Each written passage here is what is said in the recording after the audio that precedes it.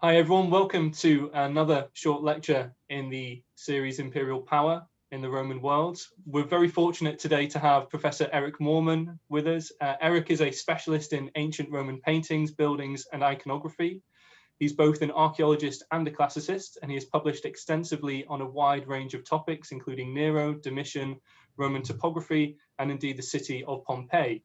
He's worked in Naples, Amsterdam, Athens, and Rome, and he's held the chair of classical archaeology at the University of Radboud in the Netherlands from 2002 to 2021. And he's now Professor Emeritus of Radboud and is also a co-organizer of the new Domitian exhibition that will be running later this year. Eric is interested in the relationship between physical evidence and ancient literature and the spatial realities of sites such as the Via Appia in Rome.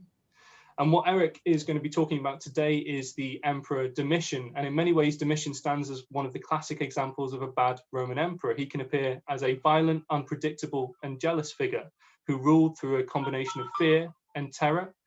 Tacitus gives us an image of a Senate that is cowed by fear, unwilling or unable to speak out, and the terrible vengeance and violence of a Caesar who enjoyed the dread that he created. But who is he really? Can we approach Domitian from a new perspective and perhaps recognize a slightly different form of imperial power beyond the negative images so often seen in the ancient writings?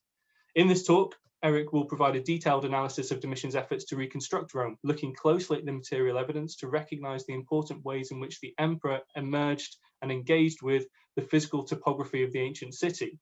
And then, if we have time, hopefully, Eric, we'll be able to have a little discussion after surrounding this topic, thinking about imperial power, but also, because of your great strengths, how to read cities, how to read artifacts and monuments and things like that. So, Eric. Well, thank you very much, Anthony, for the too lavish introduction, but I hope to do justice to your nice words.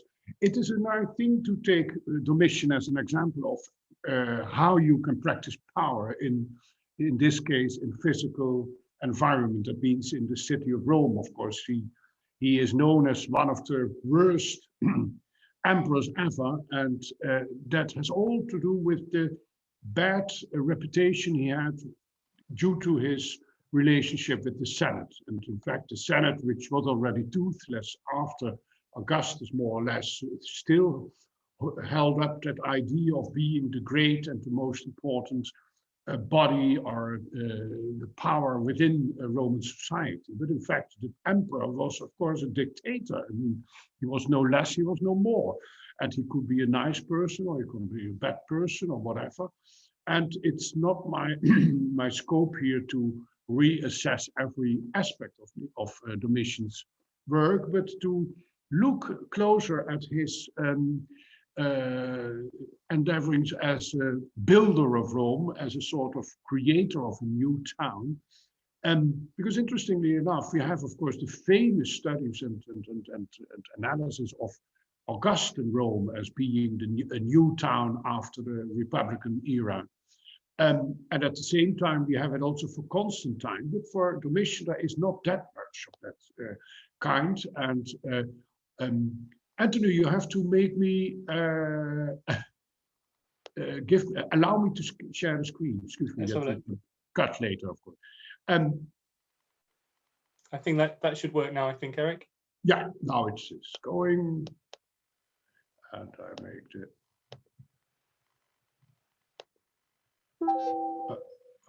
excuse me. So there we are. So oh, I have to go back. So as I said, I want to look at his working in Rome as a builder. Well, we all hope to go back here to Rome and to see, or to go to Rome maybe for the first time, and to go to one of its enigmatic places, the Piazza Navona, and we will see that it is an important playground of this emperor. So let me start with a brief introduction that Suetonius, who wrote the very negative biography at the beginning of the 2nd century, he was a young man during Domitian's reign, said that Domitian exhausted himself, so to say, by spending thriftily on works and public munificences, and also by his stipend. So he says he did a lot, but it is too excessive. It's immediately the negative tenor, which we find also in other parts of his work and in Tacitus and later in Dio Cassius, but that is 100 years later. So if you look, for example, in one of the two biographies, recent biographies, in this one, the Brian Jones biography of already 30 years ago, you find a very long list of building projects. And of course, who reads such a book is not studying narrowly this list, but in fact, you see it is an impressive long list of works. And if we look it on a map, we can see some nuclei of working spaces, and maybe there's a lot more. So I want to go around a little bit with these four parts. So the first chapter, so to say, is one of the politically most important things at the beginning of already his father's and his brother's reign, that is the annulment, the annihilation of Nero's Golden House, built after a fire of 64, which covered hundreds of acres, not only on the Palatine, which is here number 2, but also here the area within the Red Square. And what you can see here is an extensive number of vestiges, mostly, of course, lost, but so I don't speak about it. But in the center, the Colosseum, built by Vespasian, just in the middle of the grounds of this Golden House, of course, to put a marker against this old usurper as he was seen by the elite. Nero had taken a lot of space. In fact, in a way, Domitian rebuilt Nero's house in a lavish, and maybe in some regards more lavish way, on the Palatine. And there he was wise, not expanding beyond the terrain given to the emperors, in fact, from Augustus onwards. So all those emperors that lived on the Palatine. Palatine has become, of course, our word palace. So I mean, as a residence he could do, but he did not go beyond. And that had been the problem of Nero.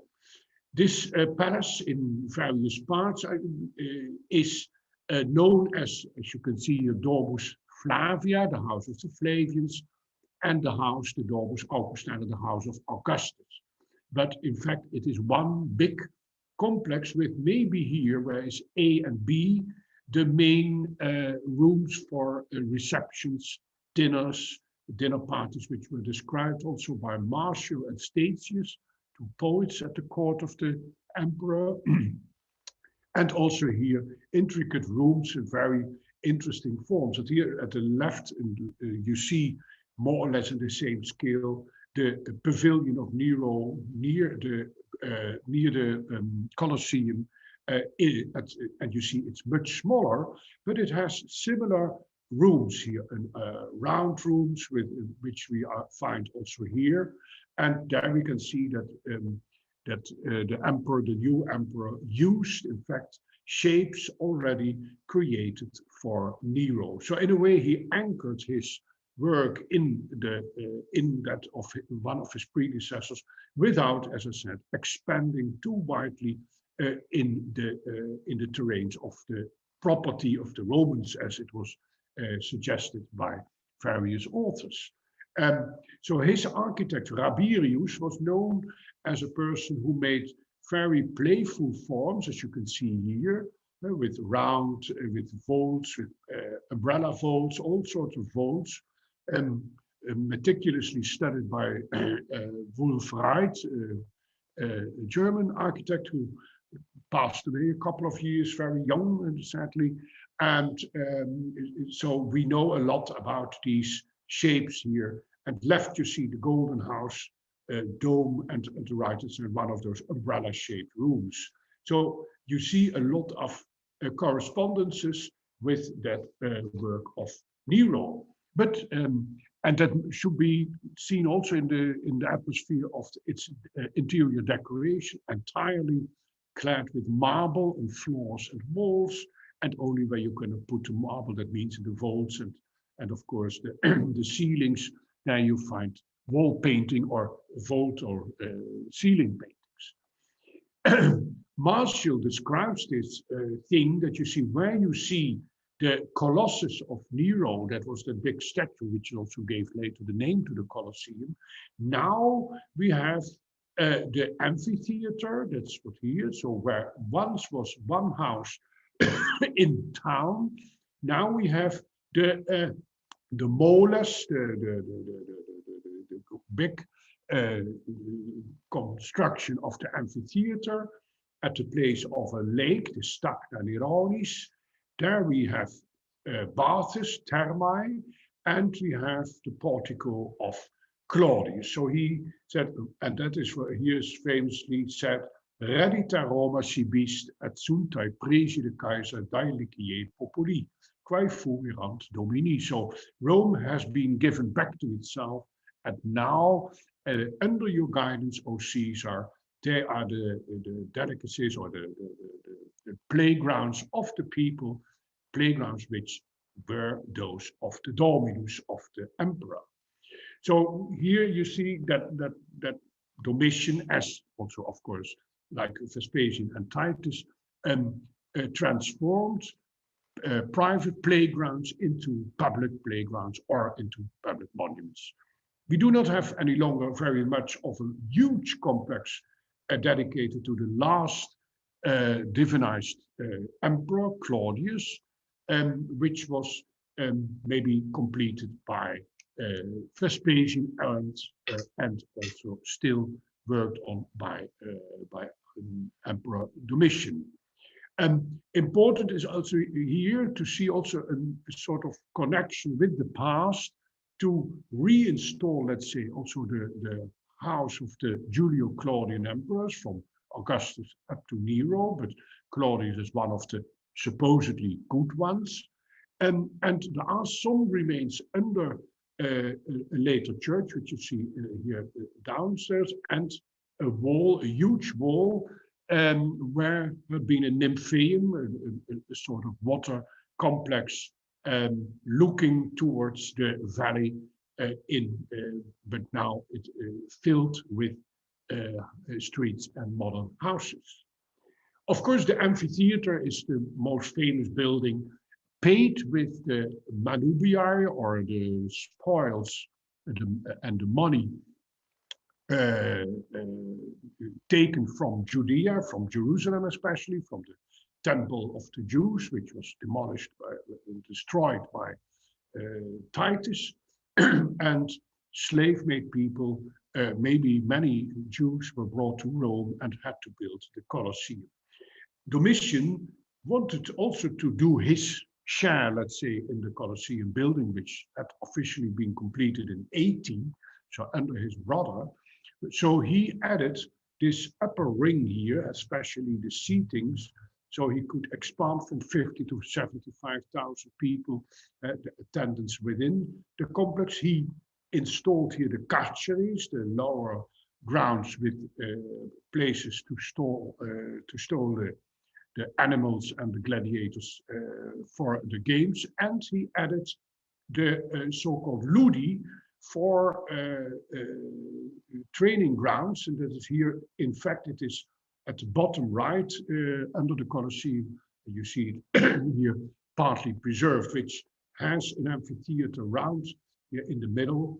And these are also places for spectators, so a sort of training ground. So he wanted also to show to the people of Rome the importance of these games, of these plays. And this beautiful old photograph shows it in with at the right-hand side, of course, the arch of Constantine, but in the middle you see a cone-shaped thing which has been demolished by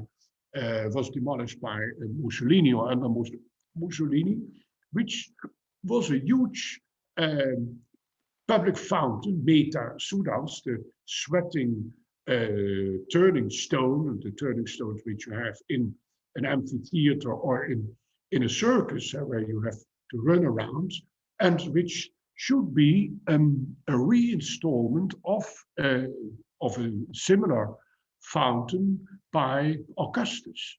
And the Augustus fountain had been demolished by Nero when he built his golden house. And you see the excavations here with walls of the golden house, and in the middle, the basis of this later fountain.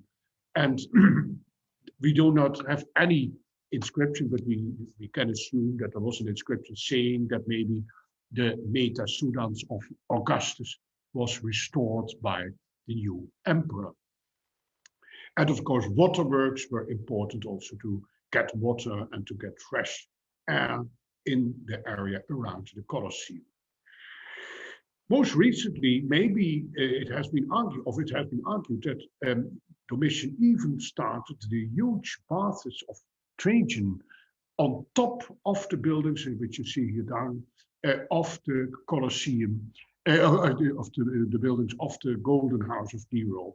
And Rabbi Taylor from Austin, in Texas, in the United States, has suggested and has made explorations that maybe these buildings were started by Domitian. And that would mean that, in fact, the area around the Colosseum, in fact, was expanded also in the sense of Flavian building policy. And that is the same with the adjacent set of fora. So here we have the Colosseum, here we have the Baths of Trajan, the Ludus, the Temple of Claudius. I leave out a little bit the Circus Maximus, which was the most important venue for spectacles, and here, of course, the Palace of the Palatine. So, as we all know, we have a series of, we have the Forum Romanum, on which Domitian built a temple for his, what is happening here? Built a temple for his father Vespasian, and he added a temple for Minerva, but we do not know exactly where, that's why there is a question mark.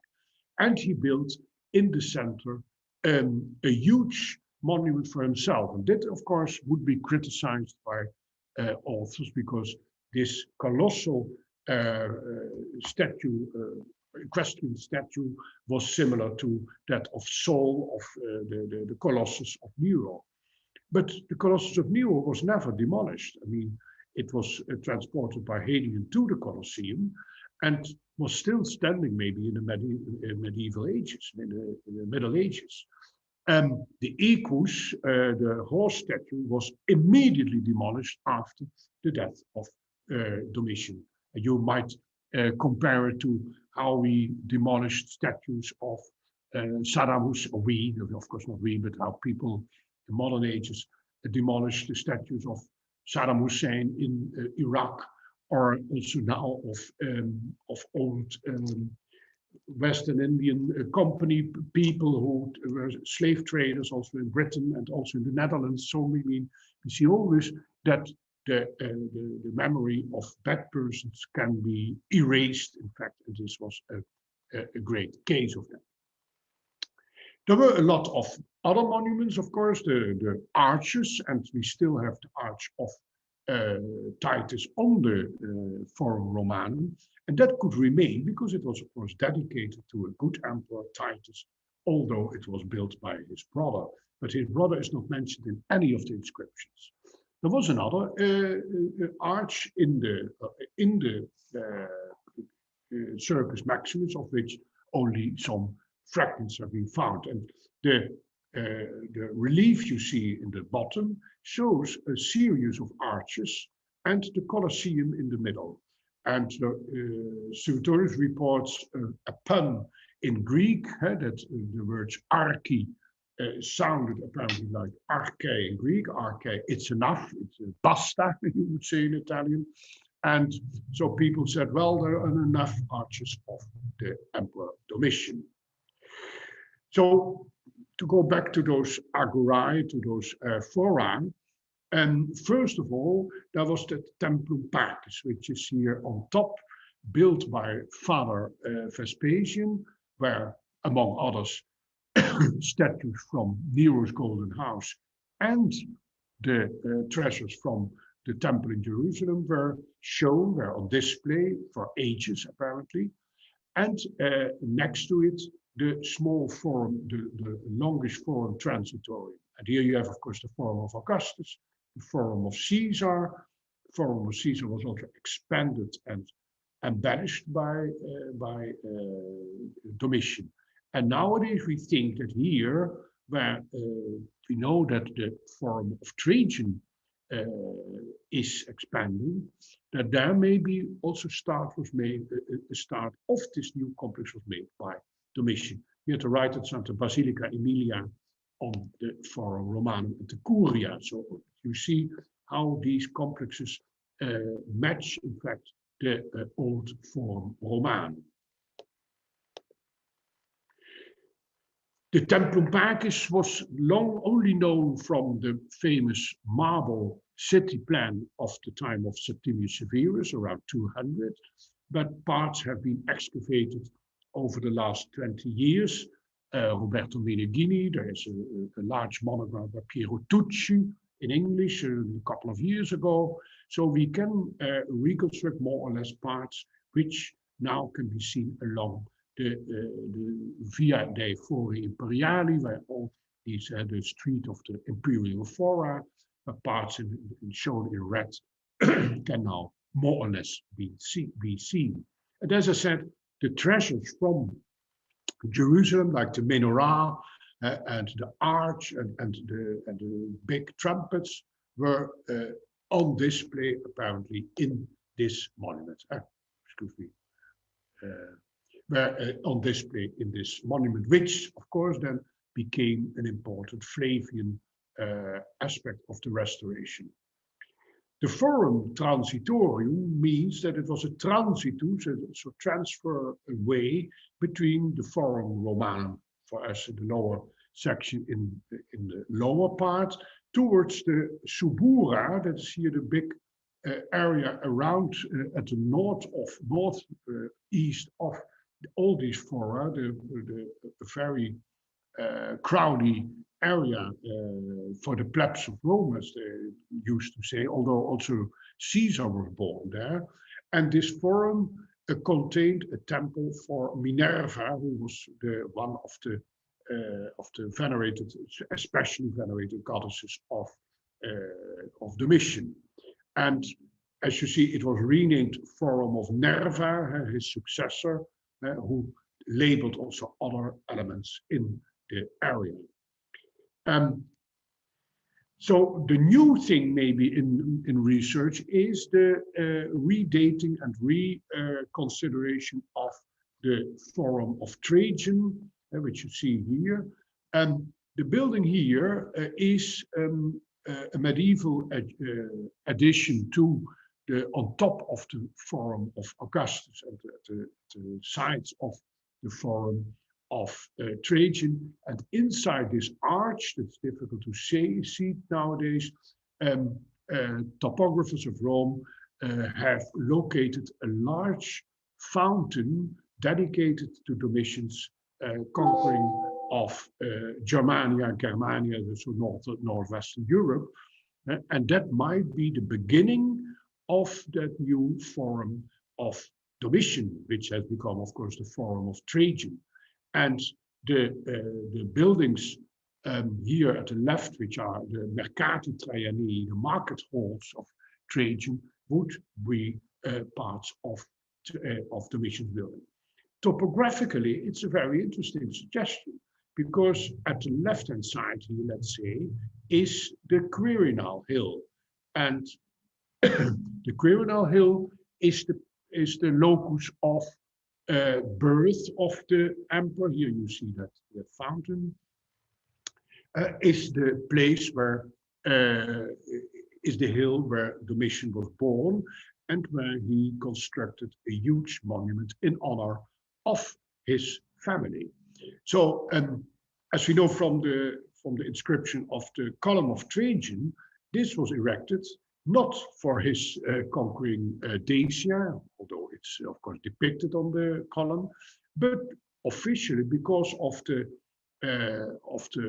nivellation of the area by digging off parts of the Quirinal Hill. And in fact, this is the work done or started by Domitian. That Templum Gentis Flavii also, or the temple dedicated to the Flavian family, is a big enigma, and I cannot speak that long about it, but we have barely nothing. We only can more or less locate it, spot it, in the area where here at the right-hand side would be, because the baths of Diocletian, and underneath part of these baths, traces of Flavian buildings have been found. And we have a representation of the temple, maybe on a Flavian relief, which you see at the left-hand side. And there are various proposals for reconstructions. What would it entail? It would be a portico, like you see here, it's surrounding, like also in the forum, in the Templum Pacis, and then in the middle, a temple building. Here you see a reconstruction in a round shape, like the Pantheon. There are also reasons to reconstruct it as a more classical rectangular temple, but that's maybe not that important for the moment. What is important is that the temple stood on top of the tomb of those Flavian emperors. So the old famous mausoleum of Augustus, where Vespasian's ashes were buried, was in fact spoiled again from these ashes, and Vespasian and his family members got a new tomb here on the Quirinal hill. Of course, we don't know any remains of it. As to Domitian, it is an interesting story to tell that he was murdered, but he was burned in one of his villas, and his old foster mother, Phyllis, brought the ashes to Rome and could bury them within this temple, mingling them, and that's still more fascinating aspect, mingling these ashes with the ashes of Julia, the daughter of Titus, and maybe one of the paramours of Domitian. So Domitian, despised and rejected after his death, was officially buried in his own monument on the Quirinal hill. And we know, for example, that this huge head, and that's a head of more than 1 meter high, of Titus, was found in this area of on the Quirinal, and maybe was one of the cult statues, so the official statues venerated as gods, the Divus Titus and the Divus Vespasianus. Also, there was also a huge head of the Vespasian. So the last section is on the Campus Martius, a crowdy area where in the Republican era conquerors had built their temples, and where also now Domitian was going to build a lot of monuments. Here you see in red, indicated in this poem, that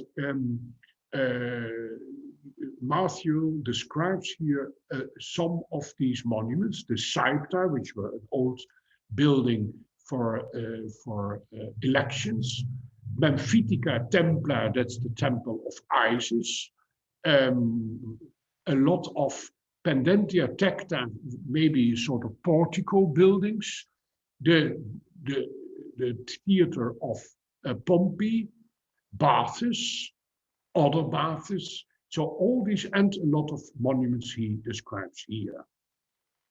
And indeed, if you walk around Rome, and so also coming back to the first question, how come that still Rome shows so much of Domitian? You might not recognize here a lot of things, because these monuments which we see on the Largo Argentina, the modern name of a central place in the Campus Martius, there are 4 Republican temples from the 3rd to the 2nd century BC, surrounded by, partly excavated in the 1930s, and that's this ground here within modern Rome. And these temples are surrounded by also with porticos, so that system we saw before. And maybe this portico was the spot where the grain distribution to the poor people was organized. The frumenta, which is the grain, the corn, was in this old porticus of the 2nd century BC, and apparently Domitian rebuilt and reorganized this distribution. And if you look closely at these monuments as they are today, you see old traces here, for example, the use of peperino, of tuff, and travertine. But here you see there are new whitish parts, which are a reinstallment of the floors of the area by Domitian. And that has all to do maybe with the floods of the Tiber, which is nearby, that you could get wet feet when you walked around, and the Domitian repaved the area by raising the floor level. But that implied, of course, also to raise the level of the temples themselves. So here you see new additions, which is also here the case, and that you can see more or less in all temples. One of the most impressive monuments should be seen as the Iseum Campense. You see here the Saipta, which we also know from the old marble plan we saw before, and next to it here, the Temple of Isis. And you see it's a very huge place, which the temple is partly under the modern church of Santa Maria sopra Minerva, the church on top of Minerva. There should be also a temple of Minerva nearby. And again, we have the marble plan to show you part of it. So a huge park, probably, with ponds inside. And here at the southwestern side, there was a round niche at the end with a nipple, so it has been compared with the breast of Isis, giving food by means of the Nile to the people. Isis was venerated in Rome for centuries already, so it was not a new goddess, so it was no longer, in fact, a really Egyptian goddess, but in a way, she was still seen as an Egyptian figure. And Domitian installed his temple maybe also as a recognition for his father, who had become an emperor in Alexandria, and who had always had good bonds, good relationships with Egypt. Here at the right-hand side, you see one of the statues stemming from the area, and maybe this is Isis herself. We recognize the way of dress, which is typical for Isis. And we have all around Rome Egyptian statues or Egyptianizing statues, like these black baby monkeys who are the Tot monkeys. You see sphinxes, you see a crocodile, columns at the right-hand side with beautiful reliefs of Egyptian priests, and that foot on top is maybe, it's some 2 meters large. It's maybe the foot of the cult statue of Isis from that temple. So all around you can see elements, but you cannot find back the monument itself. In a way, you might say the same for the stadium of Domitian. Nearby, here you see the Pantheon. The temple of Isis should be more or less here in this, here in this area. And another place was used for the stadium. Here, again, a sort of anchoring innovation connected with both Augustus and Nero. Augustus installed in Naples, he created Greek games, the Sebastea. Sebastos is the equivalent of Augustus, so the emperor's games in Greek, with Greek sport items like pentathlon, decathlon, running, and that sort of things, which were not Roman, but as we all know from the Olympic Games, which originally were Greek games. And the stadium, and you see its shape here, was in fact imitated by Nero, as we know, and then by Domitian here in Rome. And it, in fact, is this beautiful photograph shows you exactly how the stadium was. That means that Piazza Navona itself is the arena, so the place where, of course, the athletes were working, and the houses around stand on top of the seats made in travertine and marble, of which you can see some traces under, for example, the Church of Sant'Agnese, and also here on top. And there's now a modern small museum where you can walk around the remains of some of these seats. In the middle is the famous obelisk, which I shall show shortly, as one of the last slides. But before that, I wanted to point out there is a second building. Here you see a sort of a semicircle, and that is the outside of a small theater connected with the stadium. So, in fact, Domitian organized games which were called the Capitolia of the Capitol Hill, after the Capitol Hill dedicated to Jupiter, Minerva, and Juno. So, in a way, Roman, but in form they were Greek. And as in Greece with the Pythian Games or the Olympic Games, next to the athletic games that we've seen in the stadium, there were always also contests by poets, maybe also by musicians, which were performed in a theater-like building. Well, here was what it's called an odeon or odeum. Odeon, we still use the word in modern times for a small concert hall or a small recital hall. And like the stadium itself, it does no longer exist, but its shape is still there.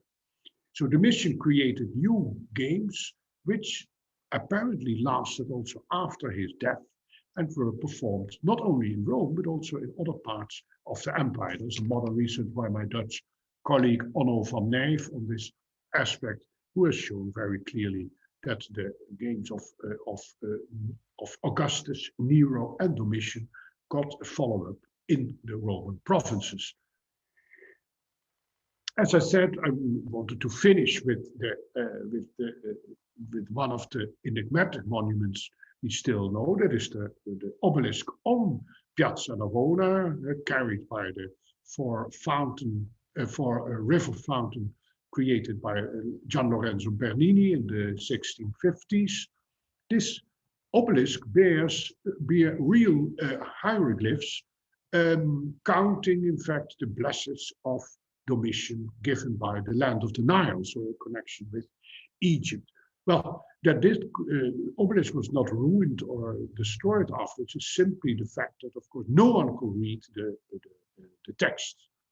And what is more, there has been a lot of discussion where this obelisk comes from. It was not found nearby, which would be logical if we locate it in the Temple of Isis, but somewhere outside Rome. It had been transported apparently after antiquity and brought back to Rome in the 17th century. But it probably stemmed from the Iseum Campense, from the Temple of Isis. So if we look more or less at Domitian as a builder of Rome, as a sort of Domitianopolis, the creator of the Domitianopolis, I think we can see that, of course, he created a realm for himself, the Palatine palaces, and the luxury connected with an emperor, proper to an emperor maybe, which had been seen as transgressions of luxuria in the past, but which were rather normal for Roman elite of the first century AD and would remain similar for later generations. Think of, for example, the huge villa of Hadrian in Tivoli, which is much bigger than all previous imperial houses or residences. So he tried, Domitian tried to demand, to meet the demand of the people to get buildings for the people. The emperor should build monuments for the people. That is his munificentia. He should give monuments to his citizens, and that he did lavishly. And most of these monuments you can see are connected with tradition. That means they are tying in with monuments from the past, Forum Romana, the Forum of Augustus, the Forum of Caesar, the Forum of his father, the Templum Pacis, which is in fact the Forum, or new utilities like the Forum Transitorium, creating a beautiful street between the Forum Romanum and the Subura, creating maybe new commerce centers in what is now called the Forum of Trajan, and even the temples dedicated to his father on the Forum Romanum, or to him and his brother on the Quirinal, the Templum Gentis Flavia. Even those were seen as public munificentia, as public good things to enhance, in fact, the veneration of the good emperors from the past. So Domitian did not want to detach himself from the tradition. No, he remained within the tradition, and of course, in a way, he used new shapes, architectural shapes. We know the so-called Flavian Baroque, which is the lavish use of decoration elements in architecture and also in sculpture, for example. See also the quality of his own portraits. But it is all in tradition. So if the biographer sees Domitian as a bad person who did not respect the past, he is wrong, I think. And that does not seem for me that I have to make him now a new hero. It's only to say that Suetonius and Tacitus in this way did not do good justice to their old emperor, whom they, of course, by the way, also had to pay respect because their careers were developed under Domitian.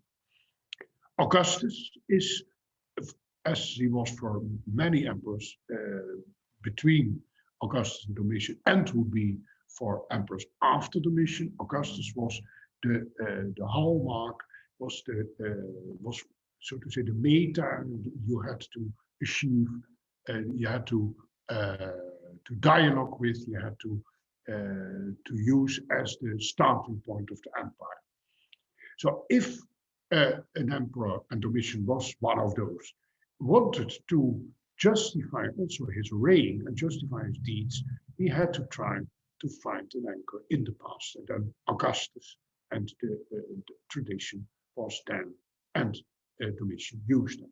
Megalomania, yes, in a way you can say it is, because he created so huge complexes he could not achieve, he could not finish everything. And indeed, I think we should think that his name and his deeds were commemorated everywhere in the shape of inscriptions, and these inscriptions, of course, have all gone. So Domitian was not a modest person. So in a way, he was a megalomaniac. But in fact, when we look at Augustus or at Nero, or also Trajan and Hadrian later, they were maniacs as well, if you want to use this word, because they created huge and large complexes, as did Domitian. So I think I come to an end with these things, and we go back to Anthony and his possible questions.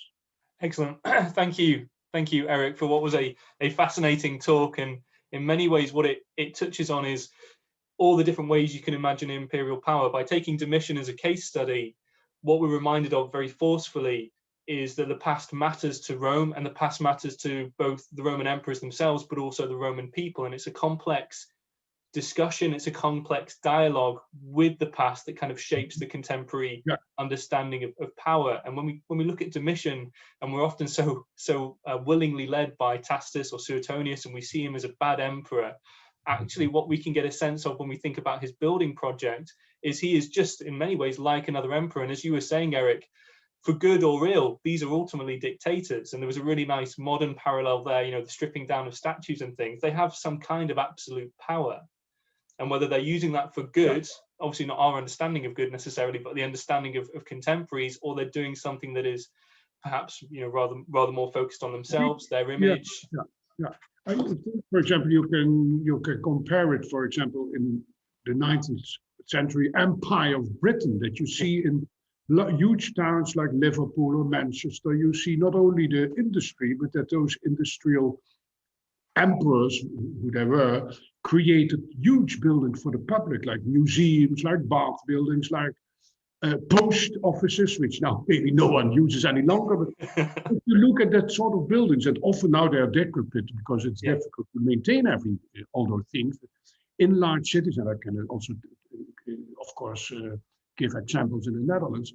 Nowadays, it's maybe no longer the emperor or the king or a president who does do that sort of things, but it's often the rich people. Maybe now we have only to wait for not only the Trump Tower, but the huge Bill Gates palace, or the Elon Musk University, or well, we have Soros University, which is a good thing, I think. But so I mean, the United States also has a great experience in that sense. All the Rockefeller centers, or the Pierpont Morgan Library, all that sort of things that we know them in our countries. But that's more maybe for us modern people a more recognizable example of this sort of buildings. And it has never stopped. Large churches in the medieval ages, or mosques in the East, or whatever sort of, so often of course religious buildings, but buildings connected with that. So it is a long tradition, starting, well, with the pyramids maybe already, to remain in our Mediterranean area, but you can expand on that very long. We could keep going with that one, Eric. But it's I guess it's a really good window into power. But also, when we're looking through, and when you were guiding us through the city of Rome, it's very immediately obvious to us that actually this is a congested space. You know, we look at it now, and if we walk through the city of Rome and we're seeing sites we may or may not recognize, there is a sort of conflict surrounding them, in the sense of actually who first created them, who used them, or who claimed them, and why were they doing that? Were they speaking to the Roman people? Were they speaking to the Roman past? Or indeed, were they speaking to the Roman future? No, this is me, this is Domitian now, this is how I want to be remembered. That's true. That's true. It's only that, as I said, here you would like to have some more things in text, or especially inscriptions, as we know that inscription of the Colosseum, discovered only some 30 years ago, which tells that it was built with the money from the Temple of Jerusalem, for example. That sort of explanations that we would maybe say, infamously, we would say, well, do you want to do it with the spoils of a war? That we say, well, we won 100 million pounds or dollars or euros, and now we built a thing. Well, no one of us would like to have such a building, but that was, of course, the normal way to show off with your victories, and so that's maybe difficult. I think in practical way, indeed, the streets and the towns were crowded of building projects. It must be, people would get insane with that. At the same time, of course, it created a lot of work for especially those lower and poor classes. Of course, there were many slave-made people who had to work. That must be awful. Like now, maybe the Qatar buildings of the stadiums. That's maybe a good parallel as well for that football championship within 2 years. Also absurd to build all those stadiums in a country where you don't use them any longer later. Anyhow, At the same time, it creates a lot of work and maybe a way to keep silent, so to say, the plebs, the populace of the town, is to give them bread by means of work, heavy work in all those projects, and then also the maintenance of those projects. Yeah. So the emperor builds for the people means not only creating the spaces as they will be after completion, but also the creation in being created. So I mean, in being shaped or being constructed. Yeah. Excellent, because again, is almost a part of that dialogue, isn't it, Eric? He's speaking to, but it's how an emperor kind of engages with the people in such a way to keep them ostensibly happy and on side, but also to keep the kind of the city of Rome building and building and building. So there are a couple of questions that jump out. So if you've got time, Eric, that'd be brilliant. If you need to rush off, obviously we can finish. Just let me know. So one was more specific, and then a slightly more general one, which I think would be useful for prospective students. So the more specific one jumping out of the talk is, to what extent do you think Domitian orchestrates a coherent building policy or coherent building project? Yeah, I think he did by connecting those spaces. I mean, in fact, you could walk from the Campus Martius to, for example, the Colosseum, through monuments which were all Flavian, which is, of course, and especially then dominated by buildings with those inscriptions, with maybe statues, portraits of those emperors. That's the thing we can maybe not imagine for ourselves, that you might walk through, for example, only Queen Victoria London, that you without passing more or less buildings which are older, or if they are older, that they are all remade or rebuilt with some Victorian touch, for example. Yeah. She reigned very long, that's why I take this example. Well, so that made it maybe fascinating, and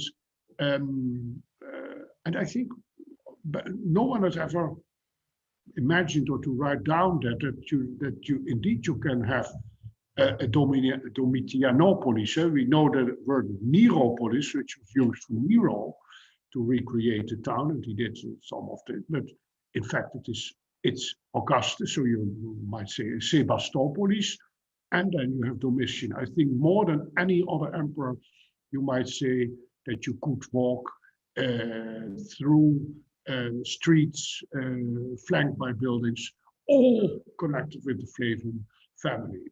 Now, of course, not in the outskirts of the town, but let's say what we also nowadays would call the center. So from the Campus Martius until St. John of Lateran, more or less, it's a very huge space, is all spotted, or these monuments are spotted there. So indeed, and those forums are maybe the best example. So that expansion on the Forum of Trajan, I was happy to read it from Italian colleagues that I think that indeed there is those foundations of the Domitian. It's maybe not completed, but that doesn't matter. It is important to think that it was the plan of connecting huge spaces and all make it into one Flavian landscape or cityscape. Yeah, excellent. And then that's about controlling that space, isn't it, Eric? Yeah. And you're instilling that sense of imperial power, the Flavian dynasty, and the Flavian version kind of imperial identity, and you constantly be reminding, and that doesn't need to be overt, that could be almost implicit if you just keep walking through that space time and time again. My telephone is going, but I have to put it off. That's fine, please don't worry. So Eric, I've just got one last question, if that's okay, and this is again more for prospective students. So clearly through your talk, you're guiding us through the city and you're engaging really closely with different monuments and things like that.